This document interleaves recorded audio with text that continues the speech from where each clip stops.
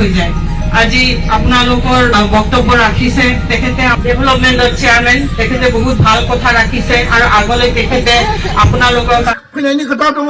बे एकर्डआव बर' कसारी काउन्सिलनि पूर्णांग मर्यादानि खोथा दङ, दानायनि खोथा दङ, एसटि हिलनि खोथा दङ, स्कुल प्रभिन्सियेलाइजनि खोथा दङ। तारमाने बे एकर्डआ मोजां। 5 बोसोराव मानो गाज्रि जाखो? आंनि गोदान भिडिअ आंनि अननाय आरो मोजां मोननायखौ आं नोंथांमोननो सिगांग्रो जासिनाय थाबाय जे आं नोंथांमोननिसिम जे मोनसे भिडिअ शेयार खालामनो नागिरदों। खुलुमबाय रायजोफोर, आंनि अननाय आरो मोजां मोननायखौ फिन जासिग्रोनानै आंनि गोदान भिडिअ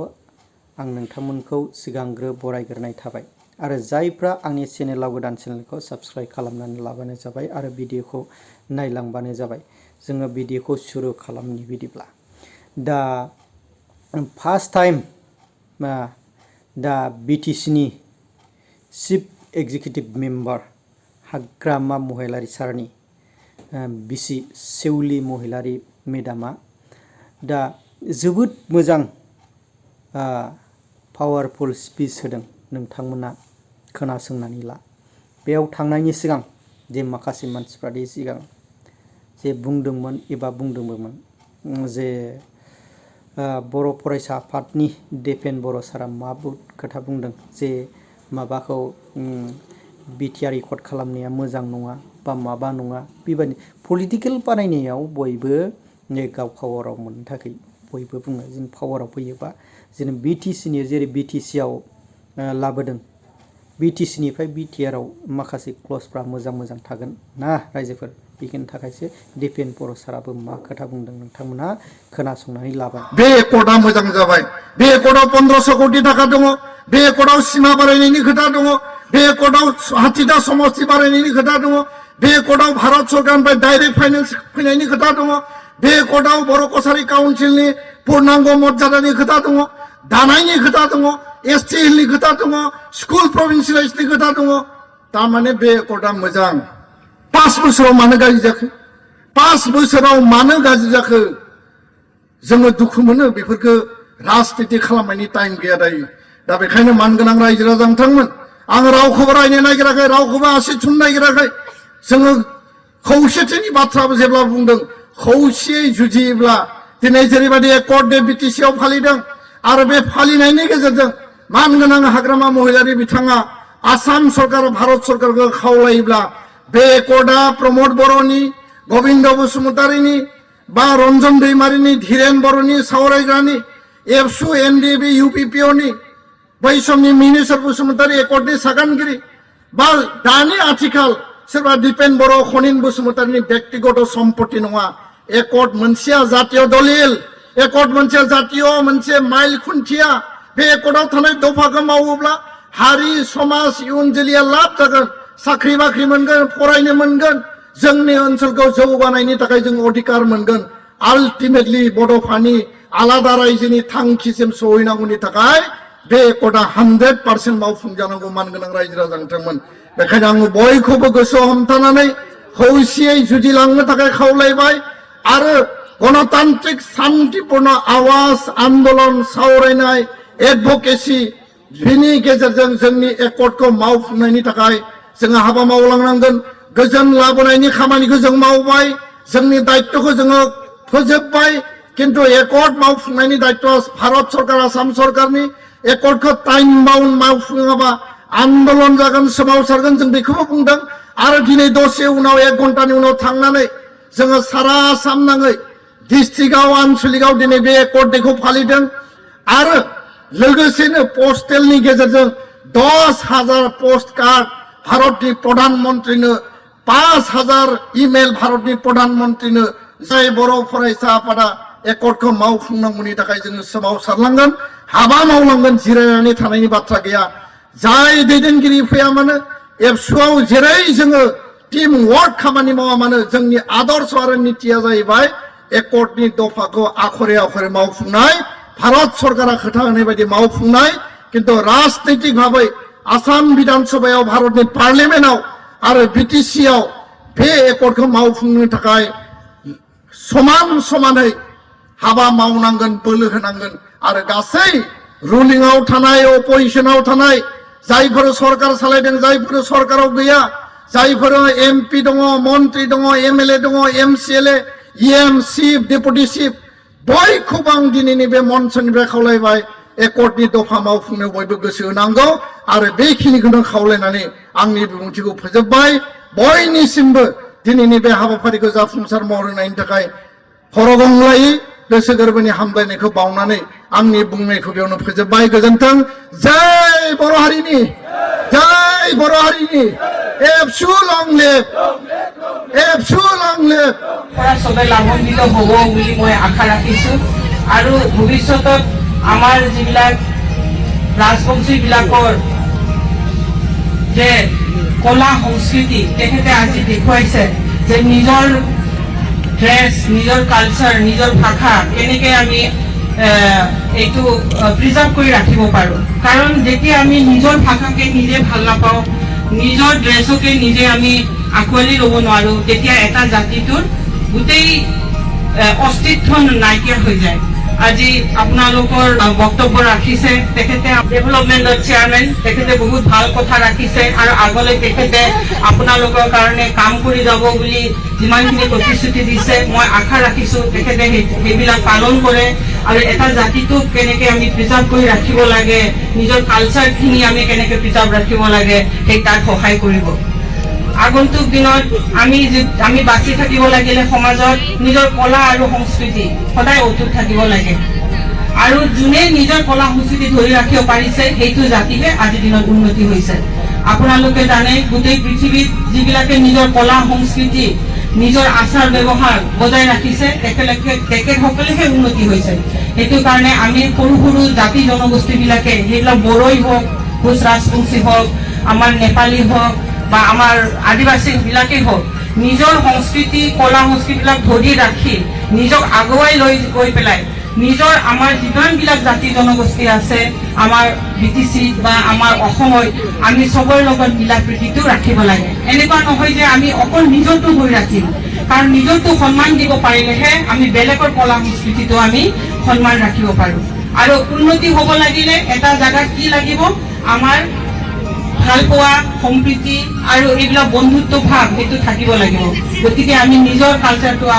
আপগ্ৰেড কৰাৰ লগে লগে বেলেগৰ কালচাৰটো আমি ৰেচপেক্ট কৰিব লাগে যিয়ে নহওক ইয়াতে বহুত গণ্যমান্য ব্যক্তি আছে আমাৰ বহুত চিনিয়ৰ মানুহ আছে বহুত ডাঙৰ পদবীত থকা মানুহ আছে তেখেতসকলে নিশ্চয় আপোনালোকক আৰু ভালকৈ বুজাব মোৰ আজি গোটেই দিনটো বহুত ব্যস্ত আছিলোঁ মোৰ ল'ৰা দুটাৰ আজি এনুৱেল ফাংচন আছিলে তাৰ পৰা মই ডাইৰেক্ট ইয়াতে আহি গৈছোঁ যিহেতু আপোনালোকে আমাৰে মানুহ সেইকাৰণে মানে অলপ আপোনালোকৰ আজি আনন্দৰ দিনত ময়ো যদি আহি পেলাই আপোনাৰ লগত পাৰ্টিচিপেট কৰিব পাৰোঁ মই নিজকে ধন্য মানিম বুলি মই ইয়াতে আহিছোঁ মই আৰু বেছি ক'ব নিবিচাৰোঁ মই আৰু বহুত বক্তব্য দিব পৰা মানুহ আছে তেখেতসকলৰ পৰা শুনক আপোনালোকৰ জাতিৰ কাৰণে কি কৰিব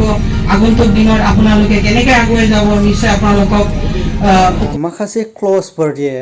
BTR Accordजों मोनबोनाय बे माखासे पेकेजफोर जे जोंनियावनो जे स्कल प्रभिन्सियेलाइज खालामनायनि खोथा माखासे इन्डास्ट्रिफोर गायसंनायनि खोथा बियो क्लजफ्राव दङ दा बे गोनां खामानिफोरखौ बिसोरखौ मावनो थाखाय मावनानै लानो थाखाय हाग्रामा महिलारि सारा बेखौ मावनांगौ आरोखि जोंनि BTCआव गोबां नै दा माखासे बेकार जेंनानि थानाय दङ बेखौ जोंनो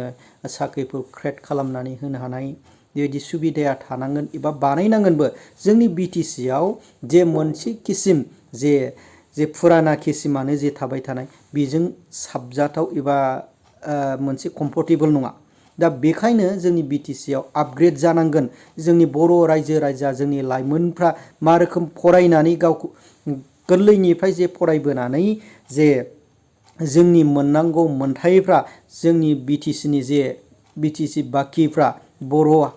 माखासे बर' रायजो राजा बर' बिसाफ्रा साख्रि मोननो हानाय बेबायदि केपासिटिया थानांगोन बे BTRनि जे एकर्डफ्राव लाबोखानाय दङ जेरै रन्जन दैमारि सार बे रन्जन दैमारि सारमोनखौ दिनैसिमाव जे 5 बोसोराव जे माखासे प्रमद बर' सारा जे नाजादोंमोन एबा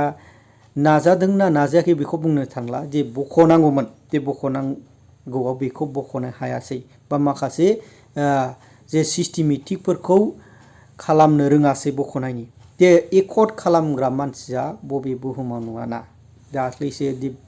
BTR एकर्ड डेनि गेजेरावनो जे सेक्रेटारि अफिसाव जे जोंनिनो BTC नि चिफ हाग्रामा महिलारि सारा बुंलांबाय एकर्ड खालामग्रा मानसिया मानि जेलाव थालायनाय बिलाय खिन्थु मानसिया उदां जानांगौ केसा सोलिलांबाय थागोन 5 बोसोरानो जा 6 बोसोरानो जा